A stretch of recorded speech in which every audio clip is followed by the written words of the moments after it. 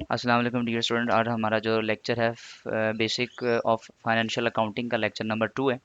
जहां हमने पहले डिसकंटिन्यू किया था वहां से आज दोबारा कंटिन्यू करते हैं। टॉपिक हमारा आज का है entity and separate entity concept. Entity basically क्या होता है? ये हमारी एक तरह से ऑर्गेनाइजेशन जो है वो एक बिजनेस शो करता है एंटिटी को। यहाँ पे एंटिटी हमने अकाउंटिंग के अंदर एज अ एक बिजनेस जो है वो डील करना है। तो यहाँ पे उसने सबसे पहले पर्पस ऑफ जो है इसका बताया हुआ है कि हमारे पास पर्पस क्या है इसका एंटिटी का। तो एंटिटी का जो है वो सबसे पहले उसने जो मेन पर्पस बताया वो है प्रॉफिट मोटिव होता है और एक नॉन प्रॉफिट मोटिव होता है। अब उसने इस एंटिटी की टाइप्स डिस्कस की हुई हैं। तो पहला हमारे पास जो प्रॉफिट मोटिव होता है उसे हम बिजनेस कहते हैं, क्योंकि बिजनेस की डेफिनेशन क्या है? Any legal activity which is done to earn profit, legal activity. ठीक है, तो उसे हम बिजनेस कहते हैं। तो और इसका जो बिजनेस का मोटिव है वो है प्रॉफिट अर्न करना। तो इसे इसलिए उसने यहाँ पर इसे लिखा है जो प्रॉफिट मोटिव है वो बिजनेस होगा। दूसरा non profit motive. Non profit motive का मतलब होता है कि ऐसी ऑर्गेनाइजेशन, ऐसा बिजनेस जिसका मकसद जो है, मोटिव जो है वो प्रॉफिट अर्न करना नहीं होता, फॉर वेलफेयर ऑफ सोसाइटी होता है। तो इसे हम कहते हैं नॉन प्रॉफिट ऑर्गेनाइजेशन। और जैसे हमारे पास एनजीओज हैं, ट्रस्ट हैं, एटसेट्रा, तो इस तरह की जो ऑर्गेनाइजेशन एंटिटीज होंगी उसे हम कहते हैं नॉन प्रॉफिट मेकिंग ऑर्गेनाइजेशन। तो financial information is involve in both profit motive and non profit motive entities जो हैं, दोनों तरह के जो है वो एंटिटीज़ के अंदर हमारे पास फाइनेंशियल इन्फॉर्मेशन मौजूद होती हैं। तो आगे हम इंशाल्लाह डिटेल में जब इसको करेंगे तो वहाँ हम इसको डिटेल में डिस्कस करेंगे कि फाइनेंशियल इन्फॉर्मेशन जो है वो प्रॉफिट मेकिंग ऑर्गेनाइजेशन के लिए क्या है और नॉन प्रॉफिट मेकिंग ऑर्गेनाइजेशन के लिए क्या है। अब हमारे पास आता है सेपरेट एंटिटी कॉन्सेप्ट। तो बेसिकली हमारे पास यहाँ एक चीज़ है कॉन्सेप्ट। कॉन्सेप्ट क्या चीज़ होती है? कॉन्सेप्ट हम किसको कहते हैं? तो कॉन्सेप्ट बेसिकली अकाउंटिंग के अंदर वो रूल्स एंड अजम्पशंस होती हैं जो असिस्ट करती हैं अकाउंटेंट्स को प्रिपेयर करते हुए फाइनेंशियल स्टेटमेंट्स। इसे हम अकाउंटिंग कॉन्सेप्ट कहते हैं। तो सेपरेट एंटिटी कॉन्सेप्ट क्या हुआ कि मकसद इसका इस ये कॉन्सेप्ट अकाउंटिंग है, इसमें क्या कहता है कि जो ऑनर्स हैं वो एक सेपरेट एंटिटी है और बिजनेस जो है वो एक सेपरेट एंटिटी है इन अकाउंटिंग। ठीक है, बिजनेस अकाउंटिंग के अंदर जो हमारे पास है वो ऑनर्स एक अलग हैसियत रखता है और बिजनेस अपनी एक अलग आइडेंटिटी रखता है। जैसे मैंने कहा business entity and its owner are two different person, ये दो डिफरेंट पर्सन हैं। तो फॉर अकाउंटिंग पर्पस जो है business has a separate entity, यानी आइडेंटिटी होती है, और ऑनर्स की एक सेपरेट आइडेंटिटी होती है, इसलिए हम इसे कहते हैं सेपरेट एंटिटी कॉन्सेप्ट। अब एग्जाम्पल के तौर पे जैसे उसने यहाँ पे देखें कुछ प्रैक्टिस के क्वेश्चन दिए हुए हैं। कहता है based on the business entity concept which of the following information would be accounted for the accounting books of an entity. और एंटिटी का दूसरा नाम मैंने कहा एज अ बिजनेस होगा। जैसे उसने कहा cash invested as a capital of the business by the owners. देखें ये कैपिटल इन्वेस्ट किया गया है, ऑनर्स ने बिजनेस में इन्वेस्ट किया है, तो इसके अंदर बिजनेस की पोजीशन चेंज हो रही है, बिजनेस की फाइनेंशियल पोजीशन के ऊपर इफेक्ट पड़ रहा है। तो लिहाजा ये हमारे पास बिजनेस ट्रांजैक्शन हो रही है।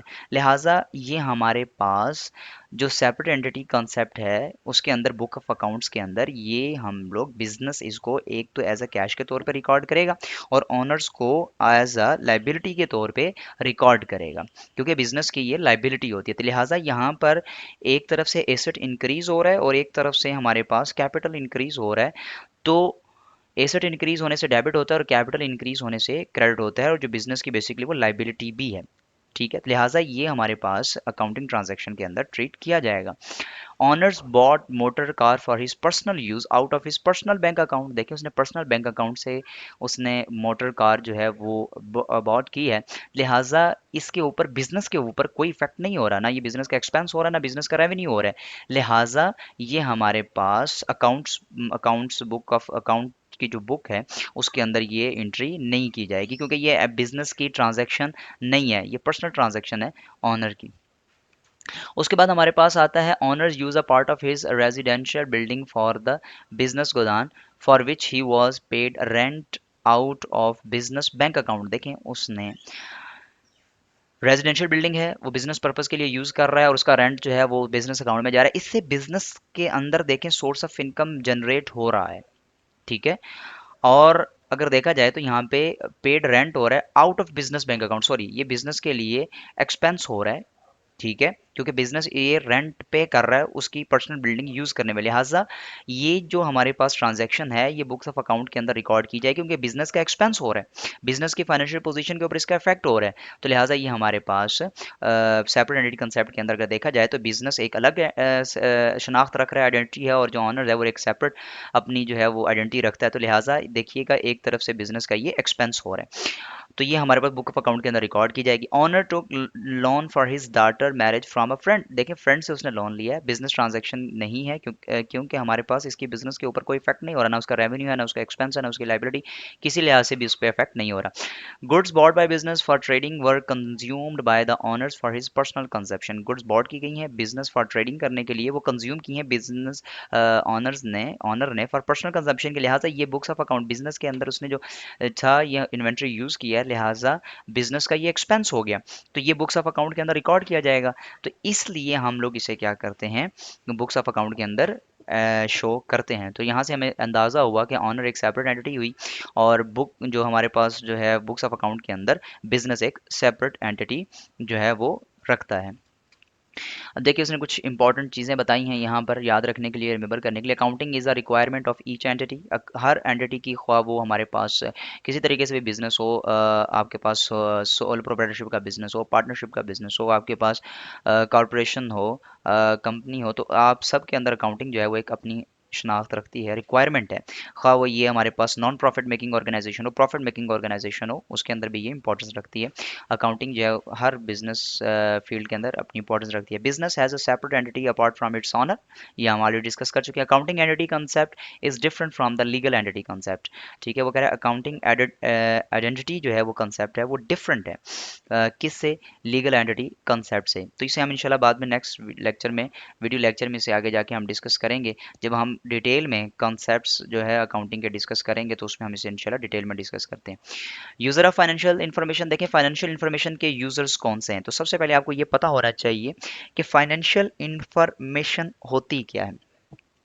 तो बेसिकली हमारे पास ये डेटा अबाउट होता है मॉनिटरी ट्रांजैक्शंस का, ठीक है। फाइनेंशियल इन्फॉर्मेशन कहाँ से जनरेट होती है, ये हमारे पास मॉनेटरी ट्रांजैक्शन से जनरेट होती है, ठीक है। और ये जो मॉनेटरी ट्रांजैक्शन की जितनी भी इंफॉर्मेशंस हैं ये जो है वो हमारे पास फाइनेंशियल स्टेटमेंट की सूरत में बिल्डअप होती हैं। तो फाइनेंशियल स्टेटमेंट जो है बेसिकली वो मैं ऑलरेडी बता भी चुका हूँ वो कौन सी है हमारे पास। फाइनेंशियल स्टेटमेंट हमारे पास आता है, इनकम स्टेटमेंट आती है, आपके पास बैलेंस शीट आती है, कैश फ्लो स्टेटमेंट आती है, स्टेटमेंट ऑफ ऑनर्स इक्विटी आती है। तो ये हमारे पास सारी फाइनेंशियल इन्फॉर्मेशन है। ये फाइनेंशियल इन्फॉर्मेशन जो है ये हर किसी न किसी लिहाज से इंपॉर्टेंस रखती हैं। तो हमारे पास जैसे कि उसने सबसे पहला जो है फाइनेंशियल स्टेटमेंट का यानी balance sheet, income statement, balance sheet, statement of cash flow statement है, ऑनर इक्विटी स्टेटमेंट है, इन सबको किसी न किसी प्रोस्पेक्टिव से देखा जाए तो कोई ना कोई इसका यूज़र है, ठीक है, जो इसका एनालिसिस कर रहा है, जो इसके लिए जिसके लिए बेनिफिशियल है। तो सबसे पहला है इन्वेस्टर, शेयर होल्डर या ऑनर्स, उसके लिए जो है ये इंपॉर्टेंस रखती है। किस तरह से फाइनेंशियल स्टेटमेंट जो है उसके लिए इंपॉर्टेंस रखती है, उसके लिए हमारे पास बेसिक इन्वेस्टर का, शेयर होल्डर का जो मकसद है वो प्रॉफिट अर्निंग होता है, कि वो प्रॉफिट जनरेट करें, कि वो बिजनेस के अंदर प्रॉफिट किस तरीके से जनरेट कर रहे हैं। तो प्रॉफिट बेसिकली जो है वो शो करता है इन्वेस्टर के लिए कि फाइनेंशियल स्टेटमेंट जो है वो, अगर फाइनेंशियल स्टेटमेंट के अंदर प्रॉफिट शो हो रहा है इसका मतलब है उनके लिए इस बिजनेस के अंदर पोटेंशियल है, ठीक है। तो ये इन्वेस्टर फिर क्या एनालिसिस करेगा, अगर प्रॉफिट शो होगा तो एनालिसिस उसका ये होता है कि फिर उसको जो कंपनी के शेयर्स हैं वो लॉन्ग टर्म के लिए अपने पास रखेगा और बाय करेगा, और अगर लॉस हो रहा है तो वो एनालिसिस करेगा, डिसीजन करेगा कि आइदर उसको ये सेल आउट कर देने चाहिए या रिटेन रखने चाहिए। तो ये इन्वेस्टर, शेयर होल्डर, ओनर्स के लिए फाइनेंशियल स्टेटमेंट इस लिहाज से इंपॉर्टेंस रखती है, यानी वो इसके यूजर हैं।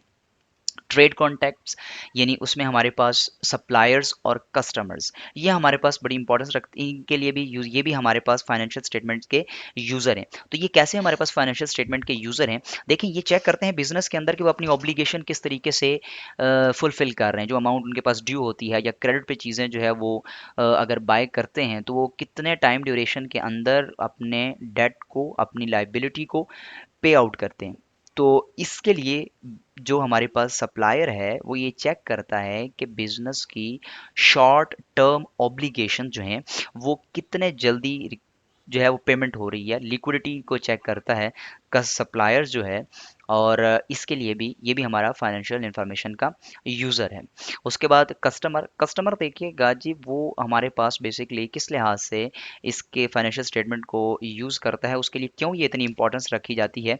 कस्टमर जो है बेसिकली अगर तो वो लॉन्ग टर्म के लिए हमारे पास चल रहे हैं, तो वो डिपेंड करता है बिजनेस एंटिटी के ऊपर कि बिजनेस एंटिटी जो है वो अपना कितने ऑपरेशंस को सक्सेसफुली ऑपरेट कर रही है। यानी कि अगर एग्जांपल के तौर में लेता हूँ कि अगर एक कस्टमर है, बिजनेस का होल सेलर है, वो डील कर रहा है बिजनेस के प्रोडक्ट को आगे सेल आउट कर रहा है, तो वो ये चेक कर रहा है कि कंपनी जो है वो मैन्युफैक्चरिंग और परचेज और रीसेल कंपनी की किस लिहाज से वो करेगा। ठीक है, अगर तो कंपनी के अंदर उसकी ऑपरेटिंग एक्टिविटीज़ अच्छी हो रही हैं, प्रॉफिट अर्निंग पे जा रहा है, तो डेफिनेटली बात है कस्टमर उस बिज़नेस की प्रोडक्ट्स को रीसेल के लिए उसके लिए फिजिबल होता है, इजीली मार्केट में सेल करना होता है, क्योंकि उसके लिए उसमें प्रॉफिट कमाना उसके लिए थोड़ा सा इजी होता है। तो इसलिए फाइनेंशियल इंफॉर्मेशन जो है वो हमारे पास सप्लायर्स के लिए और कस्टमर के लिए, दोनों के लिए जो है वो इम्पॉर्टेंस रखती है, क्योंकि अगर बिजनेस स्टेबल होगा तो उसका कस्टमर उस प्रोडक्ट को लॉन्ग टाइम के लिए सेल आउट करेगा और बाय भी करेगा और आगे सेल आउट भी इजीली कर सकता है। उसके बाद लेंडर्स जो हैं वो भी इसके लिए इम्पोर्टेंस, जो फाइनेंशियल स्टेटमेंट है उसके यूजर हैं। कैसे? देखिए, क्योंकि लेंडर्स ने प्रोवाइड करना होता है लोन। लेंडर्स कौन होते हैं? जो फाइनेंस प्रोवाइड करते हैं किसी भी ऑर्गेनाइजेशन को, तो वो डेफिनेटली बात है कंपनीज की फाइनेंशियल स्टेटमेंट को चेक करते हैं। तो उनके लिए भी ये फाइनेंशियल इंफॉर्मेशन इंपॉर्टेंस रखती है कि बिजनेस अपनी शॉर्ट टर्म ऑब्लिगेशन और लॉन्ग टर्म ऑब्लिगेशंस जो हैं वो किस तरीके से पे आउट करता है at the time of maturity. तो ये लैंडर्स भी फाइनेंशियल इंफॉर्मेशन को जो है वो यूज़ करते हैं। टैक्सेशन अथॉरिटी है, यानी गवर्नमेंट हमारी, इसमें आप ये कह सकते हैं कि गवर्नमेंट जो है वो शामिल है। तो टैक्सेशन अथॉरिटी बेसिकली वो ऑर्गेनाइजेशंस के या तो प्रॉफिट को चेक करती है टैक्स लेने के लिए, या जो हमारे पास सेल टैक्स डिपार्टमेंट है वो ऑर्गेनाइजेशन की सेल्स को चेकआउट करती है। तो ये भी हमारे पास फाइनेंशियल इंफॉर्मेशन जो है, फाइनेंशियल इंफॉर्मेशन के यूज़र हैं गवर्नमेंट और टैक्सेशन अथॉरिटी जो है। उसके बाद मैनेजर्स एंड एम्प्लॉयज़ जो हैं, to enables them to manage the business. कैसे ये इंपॉर्टेंस जो है फाइनेंशियल इंफॉर्मेशन के लिए इंपॉर्टेंस रखती है? देखें, जो हमारे पास मैनेजर्स होते हैं ये तो हायर किए जाते हैं, higher authority board of directors या ऑनर्स जो हैं, स्टेक होल्डर्स जो हैं, इनको अपॉइंट करते हैं। और मैनेजर्स जो है वो इस फाइनेंशियल इन्फॉर्मेशन को एनालिसिस करते हैं, क्या जो टारगेट उन्हें मिला है क्या उन्होंने वो अचीव किया है, क्या ऑर्गेनाइजेशन ने प्रॉफिट कमाया है, अगर उन्होंने प्रॉफिट कमाया है तो प्रीवियस ईयर से किस तरीके से प्रॉफिट कमाया है, क्या ज़्यादा है कम है, वो तमाम सिनेरियो का एनालिसिस करते हैं। मैनेजर्स के लिए फाइनेंशियल इन्फॉर्मेशन मोस्ट इम्पॉर्टेंट चीज़ है, और वो इसके सबसे ज़्यादा एनालिसिस करने वाले यूज़र भी मैनेजर ही, क्योंकि उन ऑर्गेनाइजेशंस के अंदर हर एस्पेक्ट को उन्होंने एनालिसिस करना होता है। तो लिहाजा मैनेजर्स जो हैं वो इंटरनली तौर पे अगर देखा जाए तो ऑर्गेनाइजेशंस के अंदर फाइनेंशियल यूजर्स जो है बहुत ज़्यादा फाइनेंशियल यूजर्स हैं फाइनेंशियल स्टेटमेंट्स के। उसके बाद है एम्प्लॉयज़। एम्प्लॉयज़ जो है वो उनके लिए फाइनेंशियल इन्फॉर्मेशन कैसे इंपॉर्टेंस रखती है? देखिए, एम्प्लॉयज़ जो है वो कंपनी ऑर्गेनाइजेशंस का प्रॉफिट जो है वो उनके लिए इंपॉर्टेंस रखता है। अगर प्रॉफिट होगा तो डेफिनेटली बात है उनको बोनसेस प्रोवाइड किए जाएंगे, उनकी सैलरी में इंक्रीजमेंट होगा। तो लिहाजा एम्प्लॉयज़ भी हमारे फाइनेंशियल स्टेटमेंट्स के फाइनेंशियल इन्फॉर्मेशन के यूज़र होते हैं। फाइनेंशियल कंसल्टेंट एंड एडवाइज़र जो है वो फॉर देयर क्लाइंट्स, डेफिनेटली बात है अगर एक ऑर्गेनाइजेशन जो है वो प्रॉफिट अर्न कर रही है तो उसकी वर्थ इंक्रीज हो रही है, तो डेफिनेटली बात है उसके कंसल्टेंट या एडवाइज़र जो भी उसके ऑडिट डिपार्टमेंट या जिस तरीके से वो उससे ज़्यादा से ज़्यादा उसकी स्टेटमेंट्स को एनालिसिस करके इन्वेस्टमेंट के आइडियाज़, फाइनेंसिंग के आइडियाज़ जो है वो प्रोवाइड करते हैं। तो वो भी हमारे पास इस फाइनेंशियल इंफॉर्मेशन के ऑर्गेनाइजेशन के अंदर जो है कंसल्टेंट और एडवाइज़र जो हैं वो भी इसके यूज़र्स होते हैं। गवर्नमेंट ऑलरेडी हम डिस्कस कर चुके हैं कि interested in allocation of resources वो चेक करती है, और उसमें गवर्नमेंट में आप जो मैंने ऑलरेडी डिस्कस किया है, टैक्स डिपार्टमेंट आपका जो है इसमें शामिल है। उनके लिए सोर्स ऑफ इनकम है, रिसोर्सेज जनरेट हो रहे होते हैं गवर्नमेंट के लिए। पब्लिक यानी एंटिटी में make a substantial contribution to the local economy. देखिए, पब्लिक के लिए ये कैसे है? अगर देखें एक ऑर्गेनाइजेशन बड़ा प्रॉफिट अर्न कर रही है, उसकी सोशल, फिर डेफिनेटली बात है वो सोशल वेलफेयर सोसाइटी के लिए भी काम करेगी। तो लिहाजा इस लिहाज से फाइनेंशियल इंफॉर्मेशन जो है वो पब्लिक के लिए भी इंपॉर्टेंस रखती है। तो ये हमारे पास इसका जो है वो यूजर ऑफ फाइनेंशियल स्टेटमेंट था। आगे हम देखें कुछ प्रैक्टिस क्वेश्चन उसने दिए हुए हैं। कहता है which of the following statement is true और फॉल्स। तो हमने ये अपने पास, ये माइंड में, ये कॉन्सेप्ट जो हमने अभी ऑलरेडी डिस्कस किए हैं इनको अपने पास हमने माइंड में याद रखना है। कहता है कि डेब्ट debt burden of the company is the information mostly required by income tax authority. देखें, डेट जो है बर्डन ये कंपनी का कौन चेक करता है? ये डेफिनेटली बात है, लैंडर्स जो होते हैं वो चेक करते हैं, या जो हमारे पास क्रेडिटर्स होते हैं वो चेक करते हैं। तो लिहाजा यहाँ पर जो वो कह रहा है कि इनकम टैक्स अथॉरिटी के लिए ये इंपॉर्टेंस रखता है, नहीं, ये इनकम टैक्स अथॉरिटी के लिए इंपॉर्टेंस नहीं रखता, लिहाजा ये फॉल्स है। Dividend declaration is the information needed by the share holders. Definitely बात है, शेयर होल्डर्स का जो मकसद है वो प्रॉफिट कमाना होता है, तो जब प्रॉफिट होगा तो डिविडेंड डिक्लेरेशन होगी, तो लिहाजा उनके लिए ये इंफॉर्मेशन बिल्कुल एग्जिस्ट करती है, तो लिहाजा ये ट्रू है। Financial ratio must be like required by the financial consultant. Definitely बात है, फाइनेंशियल कंसल्टेंट के लिए फाइनेंशियल रेशियो जो है वो इंपॉर्टेंस रखती है ऑर्गेनाइजेशन का एनालिसिस करने के लिए, तो ये ट्रू है। Bonus to employees the information that is needed by government, नहीं, देखें, गवर्नमेंट को तो टैक्स से रिलेटेड है, प्रॉफिट से रिलेटेड चीज़ है गवर्नमेंट को, तो लिहाजा रिसोर्सेज से उसको लेना देना, लिहाजा बोनस जो एम्प्लॉयज़ को दिया जाएगा उससे गवर्नमेंट को कोई लेना नहीं है, लिहाजा ये फॉल्स स्टेटमेंट है। बोनस टू एम्प्लॉयज़ जो है ये एम्प्लॉयज़ के लिए इंपॉर्टेंस रखता है ऑर्गेनाइजेशन के अंदर। Cost of sales information is usable for managers. बिल्कुल, कॉस्ट ऑफ सेल जो है ये मैनेजर्स के लिए इंपॉर्टेंस रखती है, क्योंकि ये उनके लिए सेल्स भी मैयर करने के लिए, प्रॉफिट मैयर करने के लिए सारी जो चीज़ें हैं वो इस पे मुनहसर करती हैं, तो लिहाजा मैनेजर्स के लिए, क्योंकि ये इंटरनली यूज़र्स हैं, तो लिहाजा डेफिनेटली बात है इंटरनल तौर पे इनको जो है वो ये इन्फॉर्मेशन जो है वो यूज़फुल होती है। Welfare society is always interested in green policies cost of the company. बिल्कुल ये बात ठीक है, क्योंकि वेलफेयर सोसाइटी जो है वो तभी बनेगी जब पाक कंपनीज़ के अंदर प्रॉफिट होगा और बेनिफिट्स अर्न कर रहे होंगे, शेयर होल्डर बेनिफिट्स अर्न करने होंगे। तो इसके बाद देखें, मैं अब इसको कैटेगराइज करने जा रहा हूँ कि हमारे पास अगर हम देखें, ये जैसे गवर्नमेंट है, मैनेजर्स हैं, कस्टमर्स हैं, सप्लायर्स हैं, उसके बाद गवर्नमेंट टैक्स डिपार्टमेंट है, एम्प्लॉयज़ हैं, तो ये सारे के सारे इसको अगर हम कैटेगराइज करें तो ये हमारे पास टू टाइप्स में कैटेगराइज हो सकते हैं। यानी इसका मतलब है कुछ इंटरनल यूजर्स हैं और कुछ हमारे पास एक्सटर्नल यूजर्स हैं। तो जो इंटरनल यूजर है अगर देखा जाए तो हमारे पास इंटरनल यूजर के अंदर जिनका डायरेक्ट फाइनेंशियल इंटरेस्ट है वो हमारे पास ऑनर्स हैं, इन्वेस्टर हैं और क्रेडिटर्स हैं। और एक्सटर्नल यूजर में अगर आप देखा जाए, एक्सटर्नल यूजर में अगर हम देखें तो उसमें हमारे पास सॉरी, एक्सटर्नल यूजर में अगर हम लोग जाते हैं तो उसमें हमारे पास ऑनर्स हैं, इन्वेस्टर्स हैं, क्रेडिटर्स हैं, और बेसिकली ये हमारे पास डायरेक्ट फाइनेंशियल इंटरेस्ट जो है इनका ऑर्गेनाइजेशन के अंदर होता है। और अगर हम देखें इनडायरेक्ट फाइनेंशियल इंटरेस्ट जिनका होता है वो हमारे पास गवर्नमेंट हैं, एम्प्लॉयज़ हैं, कस्टमर्स हैं एंड अदर डिपार्टमेंट्स हैं। तो इसका मतलब है हमारे पास direct internal user, sorry, internal user and external user. Internal user definite बात है, हमारे पास मैनेजर्स जो हैं वो हमारे पास इंटरनल यूज़र या एम्प्लॉयज़ होंगे। तो एक्सटर्नल यूज़र के अंदर हमने कहा कुछ डायरेक्ट होते हैं और कुछ इनडायरेक्ट फाइनेंशियल इंटरेस्ट होता है। तो हमने डायरेक्ट भी फाइनेंशियल इंटरेस्ट देख लिया कि हमारे पास जो ऑनर्स हैं, हमारे पास इन्वेस्टर्स हैं, क्रेडिटर्स हैं, और इनडायरेक्ट भी हमने देख लिया जो हमारे पास फाइनेंशियल इंटरेस्ट जिनका होता है वो गवर्नमेंट होती है, एम्प्लॉयज़ होते हैं, कस्टमर्स होते हैं और अदर डिपार्टमेंट है। ये उसने इंपॉर्टेंट टिप दी हुई है याद रखने के लिए, तो ये हम ऑलरेडी डिस्कस कर चुके हैं। Financial accounting procedure, general purpose financial statement, user and internal and external. तो अब हमारे पास एक और अकाउंटिंग कॉन्सेप्ट आ रहा है जिसे हम कहते हैं गोइंग कंसर्न। तो गोइंग कंसर्न बेसिकली कंसेप्ट क्या कहता है? देखिए, गोइंग कंसर्न कंसेप्ट कहता है कि आपका जो ये अजम्पशन है कि आपका बिजनेस जो है will be for long time period of, for long period of time, not for short period of time. तो आपका जो बिजनेस का जो मेन मोटिव है वो लॉन्ग पीरियड ऑफ टाइम होता है।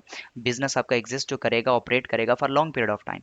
तो ये हमारे पास जो है एक कॉन्सेप्ट है। अगर शॉर्ट पीरियड ऑफ टाइम जो है वो होगा तो देन डेफिनेटली बात है उसके लिए हमारा प्रोसेस जो है वो डिफरेंट होता है। तो ऑन गोइंग कंसेप्ट में कहता है कि assumption that a business entity will remain in existence for a foreseeable futures। उसने कुछ एग्जांपल दिए हैं, जैसे उसने कहा significant trading loss by being incurred for several years. अगर इस तरह का एक हमारे पास है कंसेप्ट तो इसका मतलब है ये गोइंग कंसर्न है। डिटोरिएटिंग लिक्विडिटी हमारे पास जैसे उसने शो की है। तो अब हम इसको देखते हैं कि डिटोरिएटिंग जो है वो उसका अगर देखा जाए तो हमारे पास बिजनेस जो है वो लिक्विडिटी पोजीशन पे है, बार बार गैर मुतफ़िका तौर पे देखा जाए तो बिजनेस को लॉस अगर हो रहा है, लिक्विडिटी पोजीशन उसकी बेहतर नहीं अगर हो रही है, गिर रही है। High financial risk rising from the increase debt level, debt level की वजह से हमारे पास फाइनेंशियल रिस्क इंक्रीज हो रहा है फॉर द, क्योंकि देखें ये डेफिनेटली बात है year two year for specific period of time जो है वो हम इसका एनालिसिस करते हैं तो उससे हमें अंदाजा हो जाता है। इसका मतलब है ये भी एक गोइंग कंसर्न अगर इस तरह की स्ट्रेटजी हो रही है। Aggressive growth strategy not back by sufficient finance है, सीरियस लिटिगेशंस हैं, inability of the company to develop of new range of commercial successful products है, और उसके बाद है बैंक्रप्सिटी ऑफ मेजर कस्टमर है। तो इस तरह का अगर हमारे पास ये उसने कुछ एग्जांपल्स दिए जिसके अंदर गोइंग कंसर्न के अंदर इंक्लूड है, अगर इस तरह का सिनेरियो अगर बिजनेस के अंदर हो रहा है, इसका मतलब है ये हमारा गोइंग कंसर्न है, यानी ये मोर पीरियड ऑफ टाइम जो है वो फॉर सिग्निफिकेंटली काम करता है, नॉट फॉर शॉर्ट टाइम। तो ये उसने कहा है अकाउंटिंग प्रिंसिपल्स हैं, can not be applied if the, हमारे पास उसने दिखा हुआ है कि accounting principle can not be applied if entity is not a going concern.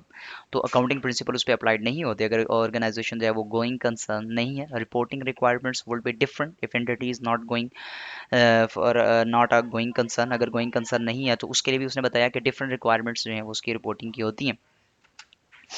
अब हमारे पास देखें जो हमने ऑलरेडी डिस्कस किया था कि एलिमेंट्स जो हैं हमारे पास अकाउंटिंग के financial state elements of financial statements हैं, उनको रिकॉग्नाइज कैसे किया जाता है, रिकॉग्निशन क्राइटेरिया क्या है।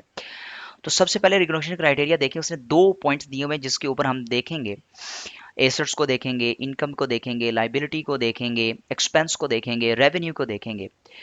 तो probable future economic benefit will flow to और फ्रॉम द एंटिटी।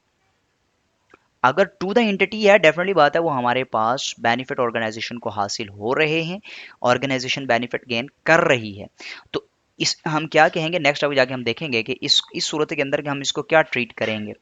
और अगर बेनिफिट दे रही है ऑर्गेनाइजेशन से, फ्रॉम द एंटिटी हो रहे हैं, तो देन हम उसे किस तरीके से और क्या रिकॉग्नाइज करेंगे, क्या इधर हम उसको एक्सपेंस ट्रीट करेंगे, रेवेन्यू ट्रीट करेंगे, लाइबिलिटी ट्रीट करेंगे, एसेट ट्रीट करेंगे। तो ये हम आगे इसको रिकॉग्नाइज करेंगे वन बाय वन करके। कॉस्ट और value can be measured with reliability.